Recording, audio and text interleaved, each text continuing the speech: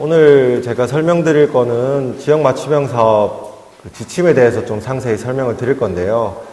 물론 작년부터 이제 사업을 계속 해오셔가지고 지침 잘 아시는 분들도 있으시겠지만 이제 새로 사업 수행 기간으로 들어온 곳도 있기 때문에 최대한 자세히 제가 설명을 좀 드리겠습니다. 이 순서는 이렇게 되는데요. 이 순서가 그 지역 맞춤형 사업 시작부터 끝까지, 그러니까 선정이 되고 약정 체결 후에 사업을 수행하고 사업 수행이 끝나면 정산 보고서까지 내는 그 순서거든요. 그래서 처음부터 끝까지 순서대로 설명하신다고 생각하시면 될 것 같습니다. 뭐 이건 다 아시는 거니까 간단하게 말씀드리겠습니다. 그 지역 맞춤형 사업은 자치단체가 그 지역 특성에 맞는 일자리를 발굴을 하고 그 일자리를 발굴을 해서 일자리 사업을 발굴을 해서 그 지역 내 사업 수행 기관과 함께 해보자라고 컨소시엄을 구성을 하게 되거든요.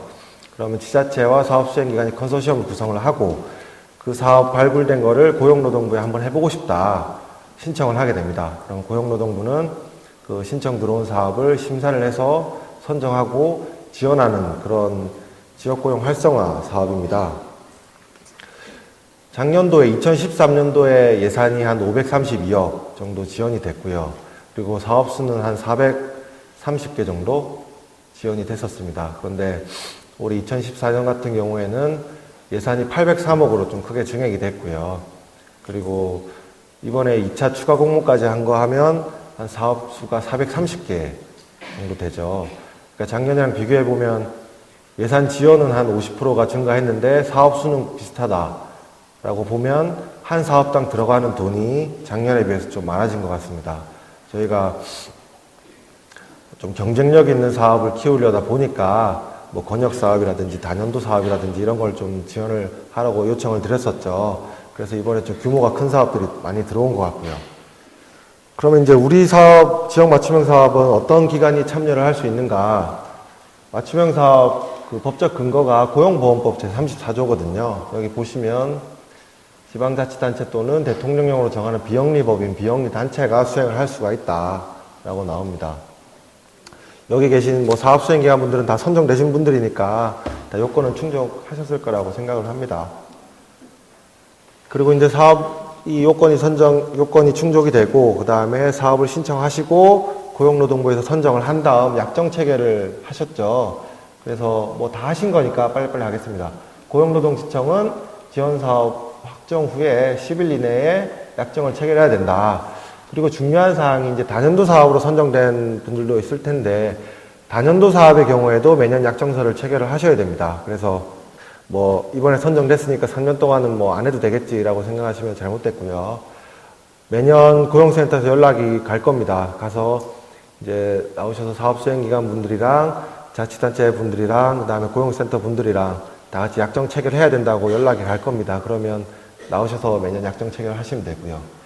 그리고 이건 뭐 다 아시는 내용일 겁니다. 약정 체결 후에 사업 내용 변경이나 뭐 예산 변경 사항이 있을 때 그거를 고용노동센터에 요청을 하면 센터에서 이제 검토를 해서 가부를 결정을 하죠.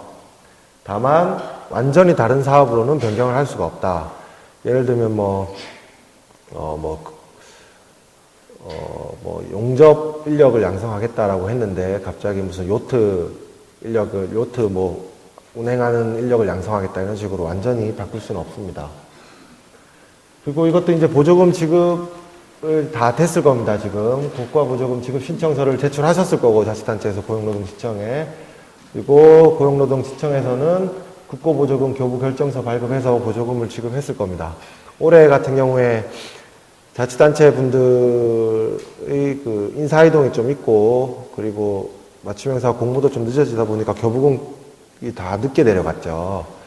그래서 불과 한 달 전만 해도 집행률이 정말 낮았었습니다. 맞춤형 사업. 그래서 집행률 부진 사업에 꼽혀가지고 제가 가서 설명을 한번 했어야 되는데 매년 이게 좀 있는 문제예요. 그래서 자치단체 분들께 좀 부탁드리고 싶은 게 교부금이 내려가면 약정 체결 뒤에 교부금 내려가는 데까지 시간이 꽤 걸리거든요.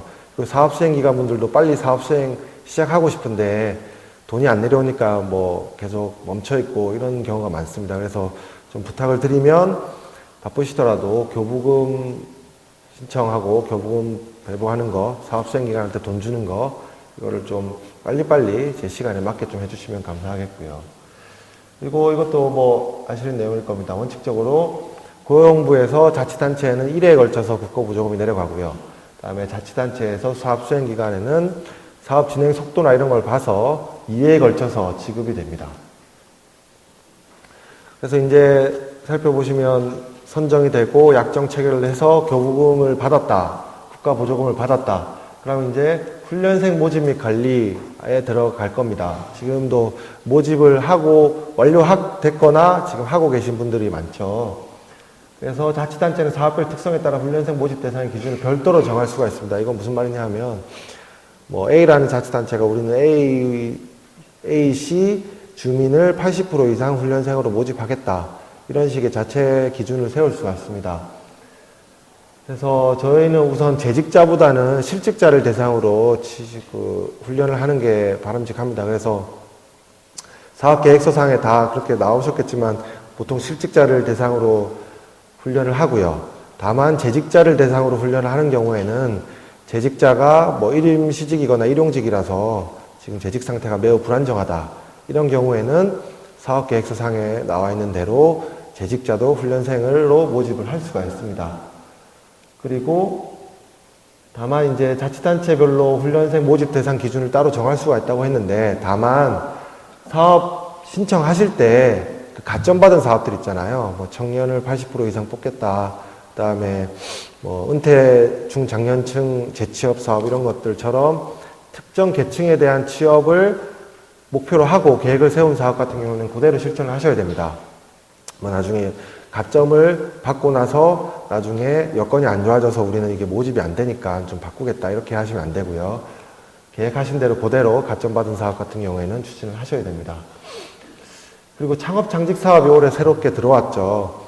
작년까지는 저희가 창업창직 사업을 해봤자 창업창직을 하려는 자에게 인력 양성 사업을 해준다거나 뭐 직업훈련을 시켜준다거나 그까지가 다였는데, 올해부터는 창업창직을 하려는 자에게 초기 사업비 최대 3천만 원까지 지원하는 항목이 들어왔습니다. 지침에. 그래서 올해부터는 창업창직 사업이 좀 활성화가 되겠거니 생각을 하고 있습니다.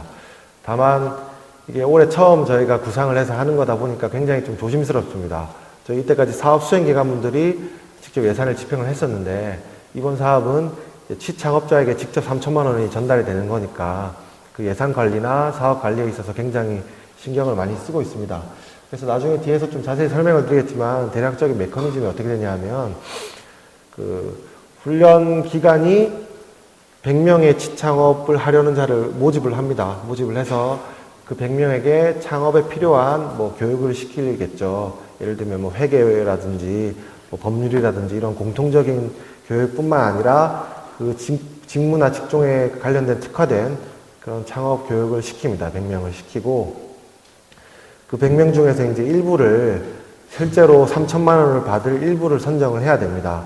선정을 할 때 그냥 자의적으로 100명 중에 20명을 선정하는 게 아니고, 이제 외부위원이나 좀 객관성이 보장될 만한 그런 선발 기준을 가지고 100명 중에 20명 정도라고 보면 한 20명을 선정을 하셔야 됩니다. 선정을 하고 난 뒤에 그 20명 선정 기준에는 뭐 실제로 창업비가 좀 준비가 되어 있는지, 그리고 여건이 되는지, 뭐 여력이 되는지 이런 걸 다 살펴보셔야겠죠. 선정이 되면 초기 사업비가 지급이 됩니다.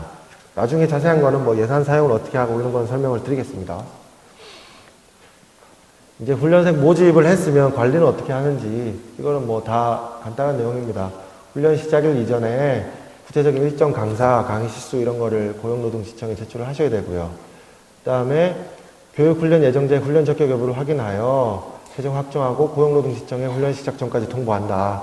그러니까 우리는 뭐 우리 교육은 다 훈련생은 요건에 충족이 된다, 하자가 없다, 이런 거에 대해서 고용노동시청에 제출을 하셔야 되고요. 그 다음에 또 신경 쓰셔야 될 게 이제 일모화 시스템이 들어왔죠. 맞춤형 사업에. 일모화 시스템이란 게 이제 각 하고 있는 사업들, 그러니까 맞춤형 사업뿐만 아니라 다른 직업 훈련 사업도 많을 텐데, 그런 사업들의 그 훈련생을 관리하는 시스템이거든요. 그래서 작년도에는 없었는데 올해 이제 일모화 시스템이 들어오면서 모든 사업 수행기관분들은 그 사업 수행 기간에서 훈련을 받는 훈련생 명부를 이 시스템에 무조건 등록을 하셔야 됩니다. 등록을 하시면 다른 훈련이랑 중복되는 훈련생이 있는지 이게 자동으로 잡아지거든요. 그래서 이거 작년과 다르게 무조건 등록을 해야 된다는 거 말씀을 드리고요. 그 등록 방법은 이 교재 33페이지에 나와 있습니다. 이거는 쉬우니까 나중에 제 설명 다 끝나고 33페이지 휴식 시간에 한번 읽어보시면 될 것 같습니다. 그리고 훈련생 여타 훈련 사업에 동시에 참여할 수 없는 거 뭐 당연한 얘기죠. 그 다음에 자치단체는 출결 관리, 그리고 출석부 및 훈련 일지를 관리하고 보관하여야 하고 훈련 종료 7일 이내에 관할 고용센터에 제출을 하셔야 됩니다. 이런 것도 이제 좀 자치단체 담당자분들께 부탁드릴 사항이죠. 이런 게 이제 시간에 맞춰서 제때제때 안 와가지고 저희가 뭐 국회나 외부에 이런 자료 요구가 심심치 않게 들어옵니다. 뭐 지역 맞춤형 사업, 훈련생 명부 좀 달라, 국회에서. 그렇게 하는 경우에 저희가 뭐 원래 다 들어왔을 시기인데 몇 군데 안 들어온 데가 있으면 또 긴급하게 연락을 드려서 요청을 드리면 담당자가 바뀌었다고 모르신다 그러고, 그러니까 저희가 좀 곤란한 경우가 꽤 있었거든요. 그래서 이것도 자치단체 담당자분들 바쁘시겠지만 이런 것도 좀 신경 한번 써주셔가지고 잘 도와주시면 감사하겠습니다. 그 다음에 이제 훈련생을 모집하고 관리를 하고, 그러면 이제 지원 기간은 얼마나 되느냐. 약정서 체결로부터 매년 12월 31일까지죠. 그 단연도 사업은 약정서 체결로부터 12월 31일까지 원칙으로 하는데, 이게 그러니까 올해 선정이 됐다고 해서 뭐 사업 성과에 관계없이 무조건 3년이 지원받는다라는 개념이 아니고요. 이 사업, 단연도 사업 같은 경우에도 매년 평가를 해서 올해 평가 결과가 C나 D를 받은 사업 같은 경우에는 내년도, 단연도 사업이라 할지라도 내년도 사업 참여가 불가능합니다. 그러니까 저희 평가 등급이 5개 등급이죠. 작년에는 A, B, C, D, F였는데 그게 그대로 S, A, B, C, D가 됐습니다. 그래서 올해 평가해서 C와 D를 받는 사업 같은 경우에는 예년도 사업 참여가 단연도 사업이라 할지라도 사업이 안 되고요. 그리고 단연도 사업의 경우도 매년 공모 신청을 통해서 최대 3년간 지원 가능하다. 그러니까 이 말인즉슨 원래 맞춤형 사업이 단연도 사업이었지 않습니까? 매년 공모를 해서 신청을 하시고 고용노동부에서 지원하는데 그게 같은 사업 아이템으로 최대 3년까지 할 수 있다는 얘기입니다. 이 부분에 대해서도 이제 좀 건의를 해주시는 게, 이제 뭐 성과가 좋은 사업 같은 경우에는 3년이 아니라 계속 하는 게 뭐 지역 경제 발전에 도움이 되지 않냐, 이런 건의들을 많이 해주시는데, 저희가 이제 3년으로 제한한 이유가, 이게 저희가 뭐 국고보조금을 지원을 하고 3년 정도면 이제 지역에서 그 일자리 사업이 정착될 수 있지 않을까 라는 생각을 가지고 3년으로 제한을 했습니다. 그러니까 국고보조금을 받아서 3년 정도 이제 열심히 훈련생도 받고 뭐 이렇게 하시고, 그러면 이제 3년 정도 되면 그 사업이 지역에서 좀 착근을 해서 자생적으로 돌아갈 수 있지 않을까라고 생각을 해서 3년으로 제한을 한 거고요. 다만 그 3년간 A 이상을 받고, 무조건 A 이상을 받고 그중 2회 이상을 S를 받은 경우에는 같은 사업 아이템으로 2년을 더 수행을 하실 수가 있습니다. 그래서 최장 5년까지 지원이 가능하고요. 뭐 다 아신 내용이죠. 연구 및 포럼 사업은 원칙적으로 1년 이내에 완료를 해야 되고요. 출결 관리, 이거는 그냥 한번 보시면 되는 거니까 보시면 되는데, 여기에 저희가 이제 지침을 좀 바꿔야 되는 게, 이런데 좀 너무 불합리한 규정들이 들어가 있죠. 그래서 이것도 좀 바꾸도록 하겠습니다. 뭐 너무 걱정하지 마시고요. 이거는 뭐 자녀가 돌아가셨는데 이틀을 하는 건 좀 뭐 이런 말도 안 되는 것들이 좀 있어서, 이런 거를 제가 확인을 해서 보시도록 하겠습니다. 그 다음에 이제 훈련생을 받고 사업을 수행을 하시고, 그럼 수료 기준은 뭔가, 이것도 거의 다 이제 직업훈련에 다 전문가 분들이시기 때문에 다 아실 거예요. 수료는 훈련 시간의 100분의 80 이상을 출석해야 한다. 그래서 수료는 이렇게 나오는 거고요. 중도 탈락은 훈련 과정 종료 이전에 훈련을 받지 않은 것을 의미하나, 훈련 개시 후 일주일 이내 훈련 과정을 그만둔 경우와 100분의 80 이상을 출석한 경우에는 중도 탈락을 보지 않고요. 그 다음에 조기 취업이 아닌 중도 탈락자는 취업 산정에서 제외가 됩니다. 당연한 얘기죠. 그 다음에 중도 탈락자를 대체하는 훈련생 참여는 가능하나 훈련 수요 조건을 갖춘 경우에 한한다. 이게 무슨 말이냐 하면, 훈련 시작하실 때 100명을 받았는데 이 중에서 한 10명이 중도 탈락을 했다. 90명이 이제 계속 가고 있는데 10명을 더 추가로 받을 수 있느냐, 훈련 도중에. 결론부터 말씀드리면 받을 수가 있고요. 다만 그 10명은 그냥 단순히 10명이 아니라 그 기존의 커리큘럼을 따라갈 수 있는 좀 요건이 된다는 그런 게 있어야 됩니다. 그래서 뭐 그때까지 강의가 예를 들면 한 100시간짜리 강의였는데 50시간이 지나서 10명이 중도 탈락을 해서 이제 뭐 나머지 50시간에 대해서 10명을 더 받고 싶다. 그런데 받을 때는 원래 진행했던 50시간에 상응하는 그런 요건이 해당돼야지만 들어갈 수가 있고요. 그런 거는 이제 고용센터랑 협의하실 때 객관적으로만 증명이 된다면 받으실 수가 있습니다. 그리고 또 간단히 또 말씀을 하나 더 드리면, 잠시만요. 이제 한 2, 3년 사업을 하셔가지고 우리 사업은 한 100명 받으면 매년 한 20명이 정도 탈락하더라. 그래서 애초에 받을 때부터 120명을 받고 하겠다. 이런 경우도 있거든요. 사업생 경험들이. 그것도 저는 가능은 합니다. 뭐 더 훈련을 더 하시고 싶다는 거니까 가능을 하고요. 다만 이제 그렇게 되면 좀 취업률이나 수료율 산정에서 유리할 수가 있겠죠. 더 받았으니까 이제. 그래서 그런 거에 대해서는 저희가 센터랑 협의를 해서 그런 식으로 성과가 더 잘 나와서 평가를 잘 받지 않도록 그렇게 조치를 할 거거든요. 그래서 그런 거 잘 알아두시고 더 받으시더라도 혹시 뭐 다들 안 그러시겠지만 실적을 잘 내기 위해서 애초에 더 받겠다 이렇게 생각하시지 마시고 뭐 불가피하게 좀 더 받을 수는 있습니다.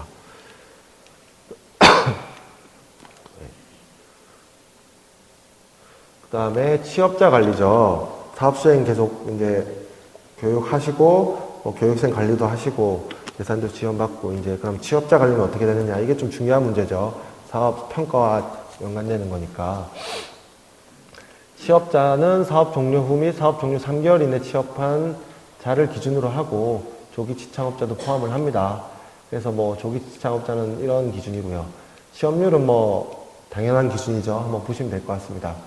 그리고 취창업자 하기는 뭐 고용보험 취득 및 상실, 사업자 등록 등을 기준으로 하는데 또 여기서 한 가지 애로사항이 그 고용보험이 적용이 안 되거나 뭐 사업자 등록이 안 되어 있는 그런 기간에 취업을 했을 경우에 어떻게 증빙을 하느냐, 이런 문제가 있을 수가 있죠. 그럴 때는 어떻게든 객관적인 방식으로 증빙만 되면 됩니다. 꼭 이런 기준뿐만 아니라 예를 들면 우리 사업 수행 기간에 훈련생이 수료를 해서 어떤 기업에 취업을 했는데 그 기업은 뭐 고용보험도 가입이 안 돼 있고 그다음에 뭐 여러 가지 사유로 인해서 취업 증빙이 좀 어렵다. 이런 경우에는 예를 들면 고용센터에 연락을 하셔서 이런 사정인데 어떻게 취업을 확인을 받을 수 있느냐. 그러면 뭐 예를 들어서 고용센터 분이 직접 뭐 점검을 나가실 때 한번 보시고 그거에 대해서 뭐 고용노동부 내에서 내부 결제를 올리는 방식으로도 할 수 있고요. 뭐 한 가지 예시입니다. 어떻게든 객관적으로 증빙만 될 수 있으면 되니까 그런 좀 열악한 사업장에 가셔가지고 취업이 안 잡히시더라도 좀 노력하셔가지고 취업자분들을 다 확인할 수 있도록 좀 도와주시고요.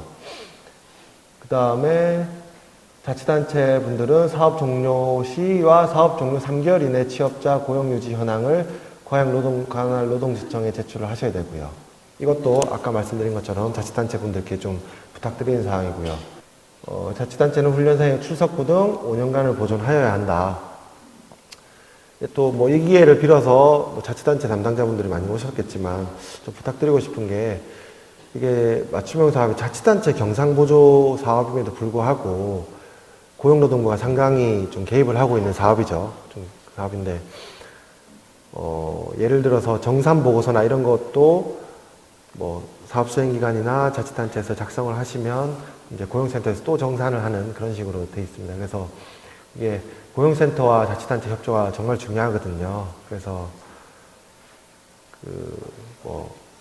우리는 고용노동부 사업이니까 우리는 그냥 사업만 발굴하고 그냥 관리는 너네가 알아서 하면 된다 이렇게 생각하시기보다는 자치단체 경상보조면 이제 자치단체 돈이니까 자치단체 분들께서 이제 우리 사업이니까 좀 잘 해보겠다라는 생각 가지시고 잘 도와주시면 감사드리겠습니다. 또 이런 경우도 있어요. 보통 사업을 심사를 할 때 보면 정말 간단한 요건들, 예를 들면 비영리단체, 비영리법인 이 요건도 못 갖춰서 들어오는 사업들이 있어요. 그런 사업들이 어떤 경우냐 하면 사업 수행 기관이 사업을 만들어서 자치단체에 제출을 하면 자치단체가 그냥 안 보고 분들이 그냥 도장 찍어서 오는 사업들이 꽤 있거든요. 요건이 해당되는지 안 되는지 이게 잘 확인이 안 돼서 그런 사업들 보면 좀 안타까울 때가 있습니다. 이게 자치단체분들이 조금만 좀 도와주시면 더 잘 될 텐데, 그러면 이제 저희 쪽에서는 뭐 영리법인이니까 다 탈락을 시키죠. 이번에 추가 공모 때도 그런 게 몇 건 있었거든요. 그냥 영리법인인데 들어온 사람들이 있어서. 그래서 좀 자치단체분들께서 고용센터 분들도 마찬가지고요. 좀 잘 도와주셔가지고 서로 잘 좀 진행을 했으면 좋겠습니다. 그 다음은 예산 관리를 어떻게 할 것인가. 광역자치단체를 관할하는 고용노동지청에서 기초자치단체까지 보조금이 지급이 되죠. 다 지급을 받으셨을 겁니다. 연 1회에 걸쳐서 지급이 되죠.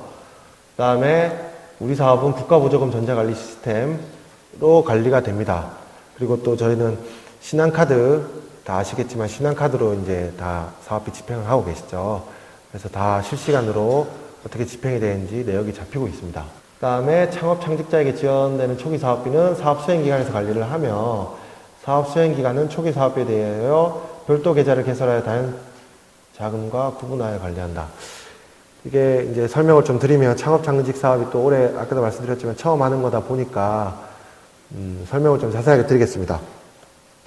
창업 창직 사업 사업비 관리는 우선 사업계획서상을 아마 이렇게 세우셨을 겁니다. 사업계획을 우리는 100명을 인력 양성하고 20명에 대해서 창업 지원을 할 건데, 그 창업 지원에 대한 초기 사업비에 대한 그 예산을 따로 잡아 두셨을 겁니다. 그러면 사업 수행기관분들이 이제 그 모든 돈을 관리를 첫 번째로 하시고, 다만 관리를 하실 때 초기 사업비와 나머지 사업비를 따로 별도 계좌로 관리를 해주셔야 됩니다.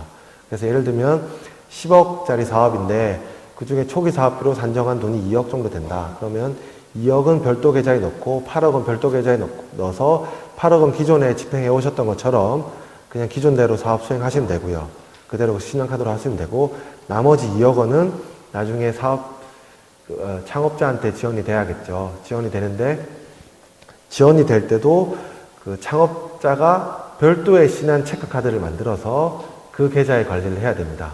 예를 들어서 2억 원을 이제 지급을 하는데, 2억 원에 대해서 뭐 10명에 대해서 지원을 해서 2천만 원씩 10명을 준다 했을 때, 그 10명을 각각 신한 계좌를 따로 만들라고 하셔서, 체크카드 여기 아마 설명을 드릴 겁니다. 저희 지침 설명 끝나고 밖에도 아마 신한카드가 와 있을 텐데, 그 별도 계좌를 만들어서 체크카드를 만들어서 그 체크카드로 사업비 결제를 하라고 하셔야 됩니다.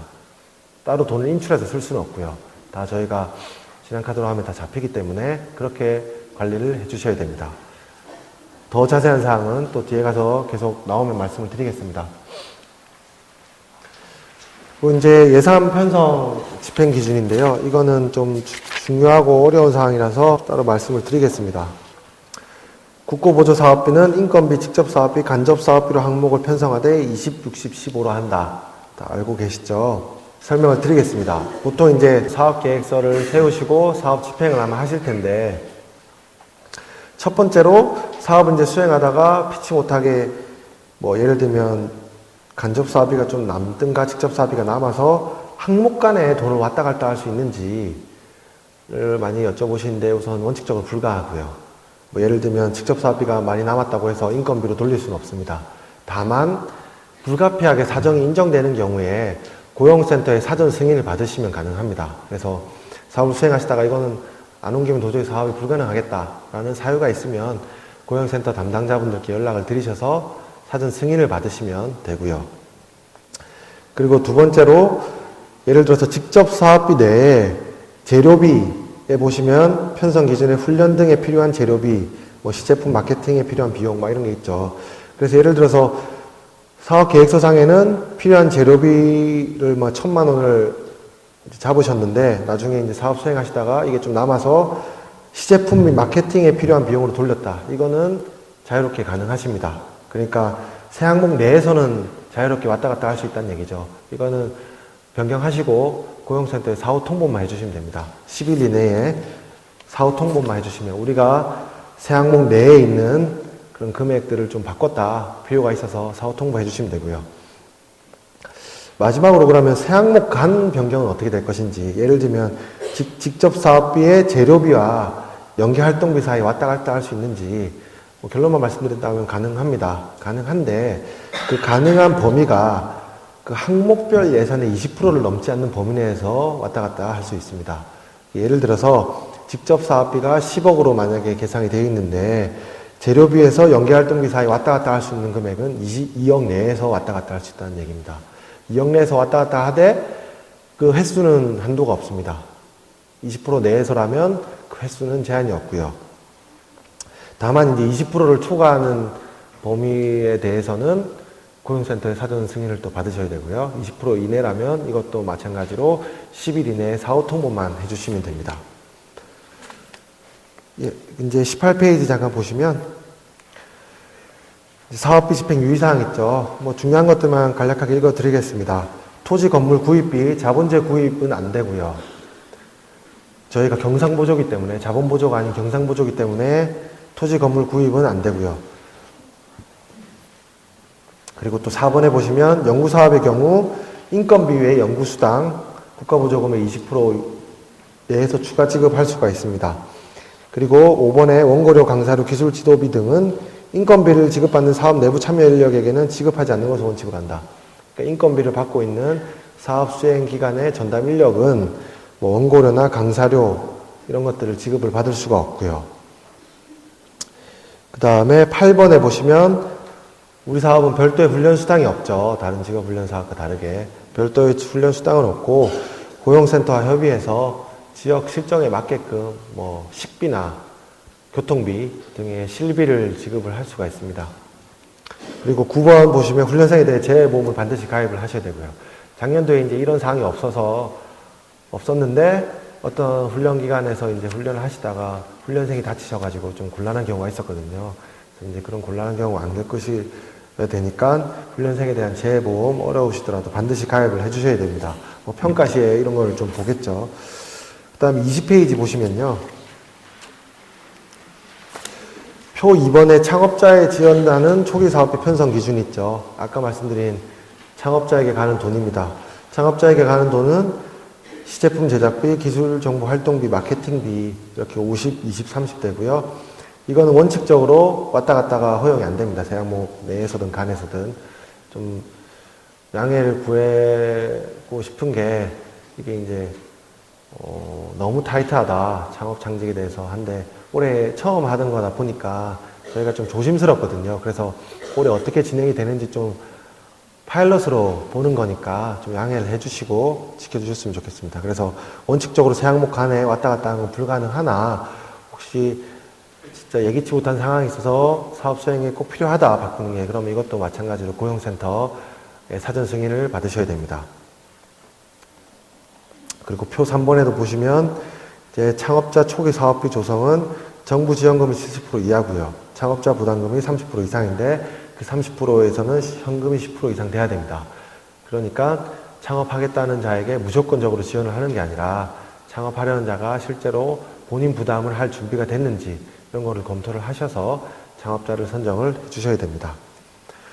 그리고 21페이지 보면 뭐 사업예산 집행방법에서 뭐 인건비는 어떻게 쓰는 것이고 회의비는 어떻게 쓰는 것이고 이렇게 간략하게 나와 있습니다. 뭐 이게 현장의 모든 사항을 커버하지 못하겠죠. 그냥 원론적인 얘기만 나와 있는데 사업 수행자분들이 또 어려워하시는 게 이제 사업 집행하시다가 이 돈을 여기 써도 되는 건지 이 돈을 좀 바꿔보고 싶은데 이런 문의가 굉장히 많이 오시거든요. 그럴 때는 언제든지 고용센터 담당자분들께 연락을 드려서 좀 여쭤보시기 바랍니다. 그래서 이 사업 같은 경우에는 고용센터와 자치단체와 사업수행기관 간의 네트워크가 가장 중요하더라고요. 그래서 이제 그런 걸 좀 구축을 하고자 저희 오늘 이런 자리도 있는 거고요. 물론 설명도 목적이긴 하지만 또 다른 목적은 오늘 이제 끝나고 식사하시면서 뭐 고용센터 분들이랑 자치단체 분들이랑 사업수행기관 분들이랑 좀 인사도 하시고 안면을 터놓으셔야 이제 좀 자연스럽게 사업 수행할 때 모르는 거 있으면 고용센터에 연락을 해서 여쭤보실 수 있을 것 같습니다. 그래서 오늘 점심시간 때 다 따로따로 드시지 마시고 같이 모여서 드시면 좋을 것 같습니다.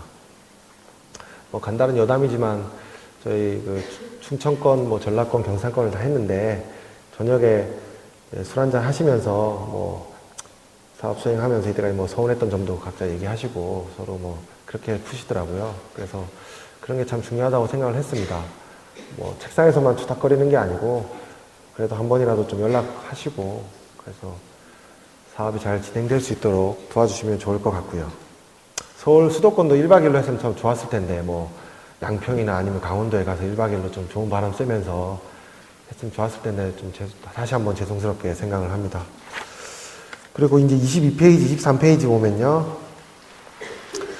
뭐, 출장비는 어떻게 쓰고, 뭐, 원고료 강사료는 어떻게 하고, 이게 다 나와 있습니다. 참고하시면 되고요.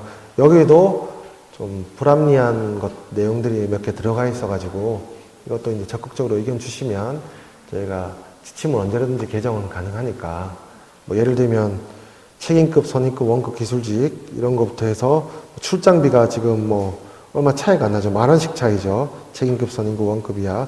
뭐 굳이 10,000원씩 할 거면 뭐, 구분을 해야 되는지, 뭐 이런 것도 있고요. 한번 이런 것도 검토를 해서 불합리한 게 있으면 고쳐놓도록 하겠습니다. 예, 다시 PPT로 돌아오셔가지고요.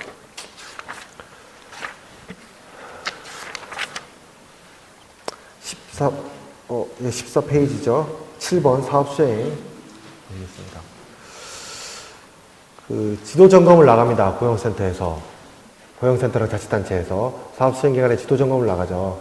연 2회 정도 나갈 텐데, 가서 실제로 사업 계획한 거와 집행되는 게 맞는지, 계획한 대로 잘 수행이 되고 있는지 이런 거 지도 점검하시고요. 그리고 뭐, 좀 고쳐야 될 사항이 있으면 그때 다 지적을 해주시고, 그렇게 하고 있습니다. 그리고 지도 점검 결과 지침 위반 발생을 했다. 할 경우에는 불이익 조치가 부여가 되고요.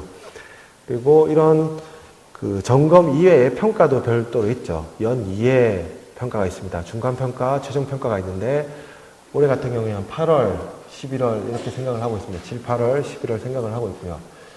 그래서 작년 같은 경우에 중간평가가 현장평가라서 교수님들이 직접 사업수행기관분들한테 가셔서 현장에서 평가를 했죠.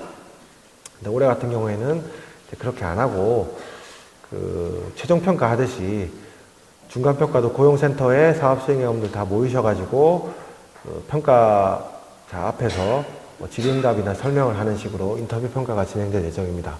이번에는 이제 각 사업별로 작년에는 한 분이 평가를 하셨는데 올해는 세 분이 평가를 하시고 있고요. 세 분께서 이제 점수를 조정을 하시는 거죠.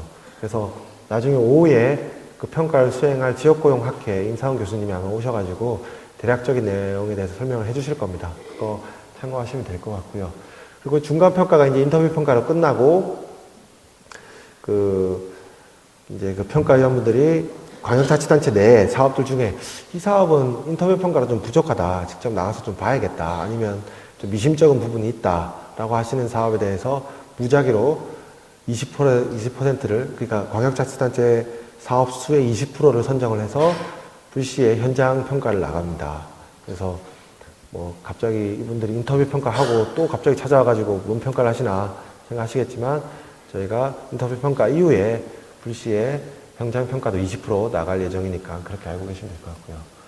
그 다음에 11월에 최종 평가도 인터뷰 평가로 진행이 됩니다. 사업 수행기간 평가는 SABCD 아까 말씀드렸죠.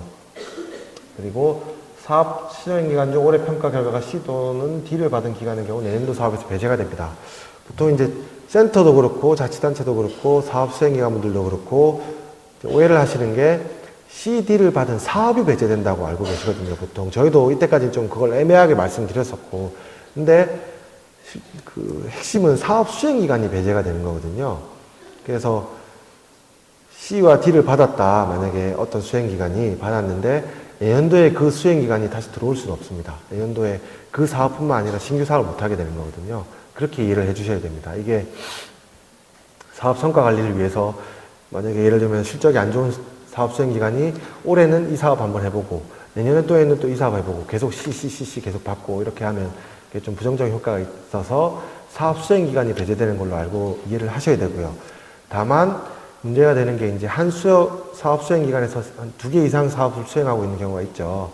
예를 들어서 올해 같은 경우에 2개의 사업을 하고 있는데 하나를 A를 받고 하나를 D를 받았다. 그럼 내년도에 A 받은 사업까지 못하는 거냐? 그렇진 않고요. A 받은 사업은 수행하실 수가 있고 다만 D 받은 사업은 수행을 못하시고 그리고 신규 사업을 또 참여를 못하십니다. 그렇게 이해를 하시면 될 것 같고요. 네, 그 얘기죠. 이게 그 얘기입니다. 사업 수행기간이 독수의 사업을 수행하고 있고 그중 하나의 사업이 C 또는 D를 받은 경우 B 이상 다른 사업은 계속 수행이 가능하나 C 또는 D를 받은 사업과 신규 사업은 신청에 불과합니다. 그런 거 이거 사업 수행기관분들뿐만 아니라 센터나 고용 자치단체 분들도 잘 이해를 해주셔가지고 내년도 사업 발굴하고 신청 받을 때 참고하셔야겠죠. 작년도에 뭐 받았는지 보시고 들어와 오셔야 되는 거고요. 이게 또 여담입니다만 사업 발굴하는 게 참 힘들죠. 사업 발굴 아이템도 많이 없고 또 지침상에도 할 수 있는 게 좀 한정이 돼 있고 그 다음에 수도권 같은 경우에 좀 그런 문제가 그나마 좀 덜하지만 지방으로 가면 갈수록 지역에 사업 수행 기간이 없어서 성과 안 좋음에도 불구하고 뭐 할 수 없이 한 수업 사업 수행 기간이 계속하는 경우도 있거든요. 그래서 그래도 그나마 수도권 같은 경우에는 사업 수행 기관분들이 좀 많으시니까 좀 좋은 성과가 나오고 있는 것 같습니다. 그래서 사업 발굴부터 좀 신경을 써주셨으면 좋겠고요. 보통 또 센터나 자치단체 분들이 사업 발굴할 때 뭐 작년도에 있는 사업 그대로 들어오면 그냥 검토해 보시고 선정하고 하는데 이번에 또 그런 생각도 해봐요. 사업 발굴하려고 물론 9월 달에 저희 전국 지방자치단체 일자리 경진대회 있지 않습니까? 내년도 맞춤형 사업 발굴하는 그 기회도 있지만 또 뭐 센터별로나 아니면 지자체별로 뭐 공모전을 간이 공모전 이런 걸 해서 다른 사업 수행 기관들은 어떤 사업 아이템이 있나 저희가 뭐 상금도 주고 하여튼 다양한 방법들에 대해서 생각을 하고 있습니다. 그리고 그런 방법 이외에 고용노동부 본부에서도 사업을 좀 더 쉽게 수행하고 다양한 사업들을 할 수 있도록 어떻게 지침을 변경을 해서 좀 편하게 사업 수행할 수 있게 해드릴까 이걸 고민을 하고 있고 지금 광역자치단체 분들이랑도 얘기를 하고 있습니다. 그래서 저희 사업이 우리 사업이 한 100개 중에 95개 정도가 이제 인력 양성 사업이죠, 거의 다. 그래서 이거는 좀 맞지가 않다. 그다음 그 명색이 지역 맞춤형 사업인데 이게 그럼 훈련 사업이랑 다른 게 뭐냐 이런 지적들이 들어오고 저희도 그걸 공감하고 있어서 내년도에는 좀 더 다양한 사업을 어떻게 할 수 있을까 여기에 대해서 고민을 하고 있고 계속 논의를 하고 있거든요. 그래서 혹시 사업수행기관이나 센터나 자치단체에서도 이런 사업을 기존에 좀 해보고 싶었는데 맞춤형 사업 지침으로는 이때까지 못했다. 근데 내년도부터 좀 하고 싶은 게 있다. 이런 거 있으면 고용노동부 본부에 저한테 직접 전화하셔가지고 아이템 주셔도 되고요. 아니면 자치단체에 말씀하셔서 내년도에 우리 이런 사업 좀 해보자 라고 말씀을 해주셔도 될 것 같고요. 그래서 그런 고민을 하고 있다는 것 좀 알아주셔서 같이 좀 고민했으면 좋겠습니다. 그 다음에 사후관리죠. 이제 다시 한 번 더 되짚어보면 이제 지원금을 지급받고 훈련생을 모집하고 훈련생을 관리하고 뭐 취업자도 관리하고 평가도 받으시고 점검도 다 받으셨습니다. 그 이후에 사업이 종료됐다. 그러면 이제 실적 보고서를 내셔야 되죠. 자치단체는 고용노동지청에게, 지청장에게 사업 종료 40일 이내 최종 보고서를 제출한다. 정산 보고서가 포함된 최종 보고서를 제출합니다. 단, 최종 보고서와 별개로 취업자 현황은 사업 종료 10일 이내에 제출합니다. 아까 말씀드렸죠. 또 올해부터 달라진 점이 이겁니다. 두 번째 거. 정산 보고서 내실 때 외부 회계법인 확인서를 받아오셔야 됩니다.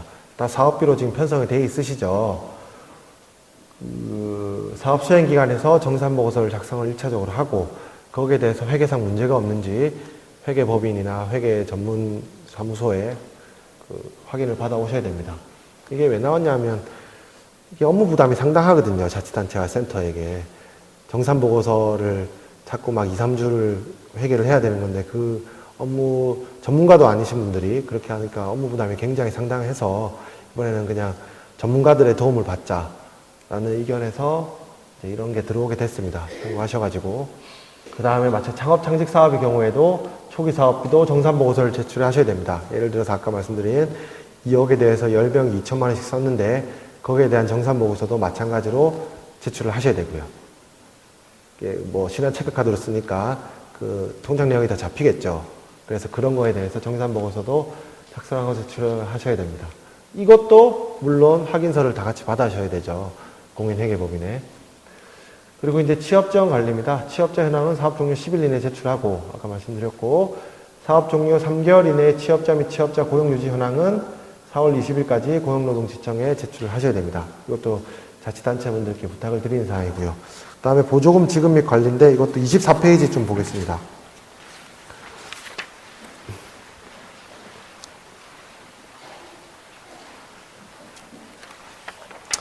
중요한 사항들만 좀 말씀을 드리겠습니다. 그 25페이지 보시면 5번째 동그라미 위에서 보조금은 약정 체결 기간 내에 집행함을 원칙으로 하되 약정 기간 중 지출 원은 행위가 완료된 금액은 예외로 합니다. 그러니까 12월 31일까지 다 돈을 쓸 수 있는 원인 행위가 다 완료가 돼야 된다는 얘기죠. 약정 체결 이후부터.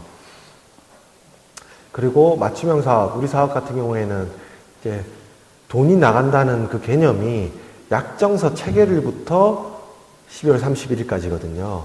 선정되고 나서 12월 31일까지가 아니고 약정서를 체결하는 동시에 돈이 나간다는 개념이기 때문에, 그러니까 실질적으로는 약정서 체결을 하고 나중에 돈이 나가지만 그 집행은 약정서 체결일부터 한다는 개념이거든요. 그래서 예를 들어서 사업 수행기관분들이 인건비 잡으실 때 약정서 체결일부터 잡으시는 게 맞습니다. 그러니까 일수로 계산을 해야 되죠. 월수로 계산을 하는 게 아니고. 예를 들면 약정서를 뭐 2월 18일 날 체결을 했다. 그럼 2월 18일부터 임금이 지급되도록 그렇게 집행을 해주시는 게 맞습니다.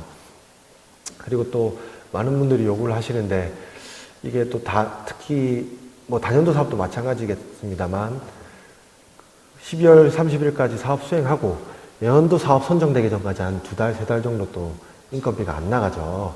그래서 뭐 단기 계약직이신 분들은 또 그때 나가셨다가 다시 들어오시고 뭐 이런 어려움이 있으시죠, 다들. 그래서 저희가 뭐 정부 예산상 그거를 뭐 내년도까지 집행 가능하게는 저희는 못하고요. 지금처럼 할 수밖에 없지만, 다만 좀 저희가 그나마 좀 도와드릴 부분이 사업 공모를 좀 빨리 해서 전년도에 좀 빨리빨리 해가지고 그 텀이 생기는 걸 최소화하게끔 좀 그렇게 노력을 하겠습니다. 그리고 제가 뭐 사업 수행기관 분들의 모든 사정에 대해서는 정확히 알고 있지는 못하지만 보통 맞춤형 사업 말고 다른 사업들로 수행을 하고 있는 걸로 알고 있습니다. 사업 수행기관 분들이. 그래서 뭐 맞춤형 사업 전담 인력이라고 해도 저희 1, 2월 동안에 이제 인건비 지급이 안 되더라도 뭐 보통 자르시지 마시고 그래도 한두 달 동안 또 같이 있는 게 좋겠죠. 저희가 고용을 창출하고자 하는 사업인데 저희 사업조차 그게 1, 2월에 단기 계약을 그렇게 양산하면 안 되니까. 그리고 그런 걸 좀 부담을 덜어드리기 위해서 최대한 빨리 공모를 하고 하도록 하겠습니다. 그래서 그 점도 좀 뭐 좋은 의견 있으면 주시면 좋을 것 같고요. 그 다음에 25페이지 6번째 동그라미, 그러니까 밑에서 2번째 동그라미죠. 보조금 계좌에서 사업비 일괄 지출하여 소지하고 수시로 사용하는 행위는 불가하다. 이런 경우가 종종 있습니다. 사업 수행 기간에서 뭐 급전이 필요하셔가지고 뭐 이거 한꺼번에 다 뺐다가 한 10일 이내에 이걸 다시 채워 넣는 그런 행위들이 작년에 몇 번 있었습니다. 그래서 이게 부정수급이냐 아니냐 변호사분들한테도 조언을 구하고 이렇게 하고 있거든요. 그래서 이게 그런 식으로 운영은 불가능하고요. 한꺼번에 뺐다가, 그러니까 순간 필요해서 빼셨다가 나중에 이제 다시 넣었는데 뭐가 부정수급이냐. 부정수급이 아닐 수도 있지만 해석상 저희 지침상 위배돼서 불이익 조치를 받으실 수가 있으니까 그런 거 잘 알아두셔가지고 이런 행위는 안 됩니다. 그 다음에 26페이지 보시면 보조금 정산이죠. 보조사업이 완료되거나 폐지한 경우 정산을 실시하고, 나머지 것들은 이제 아까 다 보신 사항입니다. 밑에 보신 사항은 하시고, 중요한 게 26페이지 4번 보조금 부정수급액 반환 및 환수. 작년에도 이게 저희가 뭐 참 단계가 많죠. 다른 사업에 비해서. 그러니까 자치단체 분들이 1차적으로 관리하시고, 그다음에 고용센터에서 2차적으로 관리하시고, 총괄적인 관리는 고용노동부 본부에서 이렇게 진행을 해서 관리가 웬만큼 된다고 생각을 하는데도 부정수급은 매년 종종 있습니다. 그래서 작년 같은 경우에도 지금 뭐 사업수행기관이 소송을 하겠다고 해서 저희가 이제 부정수급이라고 통보를 처분을 했는데 불인정하겠다. 우리는 부정수급이 아니다. 라고 해서 뭐 취소소송을 건다고 지금 하길래 저희도 고용노동부 변호사분들 자문 통해서 대응을 하고 있고요. 그런 상황이고, 그런 분들 보시면 이제 그분들도 이게 부정수급이 아니다, 소송하겠다라는 것 자체가 물론 악의적으로 맨 처음에 부정수급을 하셨을 수도 있지만 이게 모르고 하시다가 이제 결과적으로 부정수급이 된 경우도 있거든요. 그래서 이제 그런 경우를 좀 막으려면 제가 계속 말씀드리지만 센터분들한테 항상 연락하셔서 이 돈이 써도 되는 돈인지 어떻게 활용이 되는 건지 다시 한 번 더 애매하실 때 확인해 주시면 감사하겠습니다. 그래서 4번은 제가 뭐 읽어드릴 필요는 없는 것 같고 읽어보셔가지고 어느 게 부정수급에 해당하는 건지 부정수급 하시면 그 지원금뿐만 아니라 최대 5배까지 고용보험법에 아마 징수가 된다고 알고 있습니다. 그래서 지원 받으신 거 이외에 지원받은 금액의 5배까지 저희가 이번에 소송 들어가는 게 그거거든요. 그래서 그거 잘 알아두셔가지고 사업하시는데 손해 보시지 않도록 그렇게 하시면 될 것 같습니다. 그리고 28페이지 보시면 보조금 잔여액 처리 사업 다 종료하시고 돈이 좀 남으시면 다 다시 들어옵니다. 고용노동부로 다시 들어오고 원금뿐만 아니라 그 이자도 계산을 해서 날짜 계산해서 이자 계산해서 들어오고요. 그 다음에 29페이지 7번 보시면 아까 말씀드린 사항입니다. 창업 초기 사업비 어떻게 관리하는지 다 나와 있으니까 참고하시면 되고요. 그리고 제가 또 말씀을 또 계속 깜빡하는데 여기에 이제 PPT 나와 있는 옆에 페이지가 우리 지역 맞춤형 사업 지침에 있는 페이지거든요. 그래서 오늘 PPT 만약에 보시다가 이해 안 되시는 거 있으면 지침에 페이지에 자세히 나와 있으니까 보시면 되고요. 그럼 지침은 어디서 구하냐 하면 아까 처음에 이 책자 맨 앞에 있던 그 고용노동부 지역고용정보 네트워크 www.reis.or.kr 여기에 들어가셔서 검색어에 지침이라고 치시면 2014년도 지역맞춤형 사업 지침 파일이 있습니다. 그거 보시면서 참고하시면 될 것 같습니다. 여담이지만 또 이거 홈페이지를 저희가 개편을 하고 있거든요. 개편을 해서 이게 다양한 분들이 좀 들어올 수 있도록 하고 있는데 그 아이디어 중에 뭐 실현 가능성이 있는지는 모르겠습니다만 아이디어 중에 그 저희가 대학 원서 접수할 때 홈페이지로 등록하는 것처럼 맞춤형 사업 접수할 때 이 홈페이지에 접수를 하는 방법을 한번 생각을 하고 있거든요.